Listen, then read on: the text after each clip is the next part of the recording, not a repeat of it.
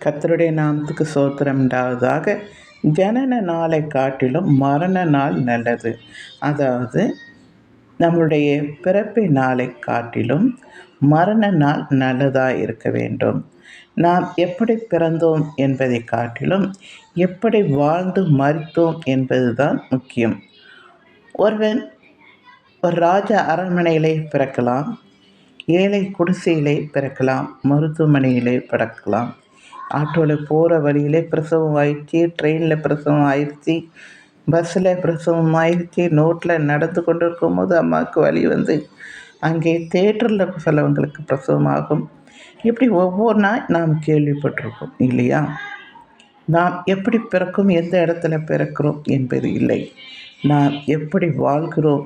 ஒருவன் நல்லதுக்காக வாழ்ந்து மரணம் வரைக்கும் உண்மையிலே நிலைத்து இருப்பது தான் உண்மையில் வாழ்ந்த வாழ்க்கைக்கு அர்த்தம் கிடைக்கும்.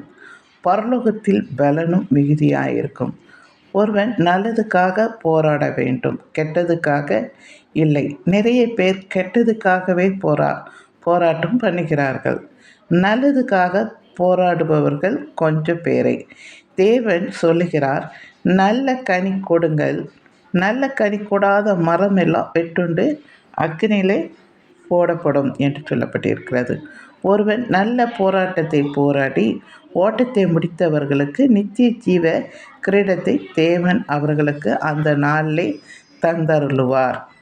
ஏதோ பிறந்தோம், ஏதோ வாழ்ந்தோம், செத்தோம் என்று இல்லாமல் மற்றவர்களுக்கு பிரயோஜனமாய் நல்லதை நம்மால் முடிந்தவரை செய்து கடவுளுடைய சித்தத்தை என்ன என்பதை அறிந்து அதை நாம் செய்து முடிக்க வேண்டும்.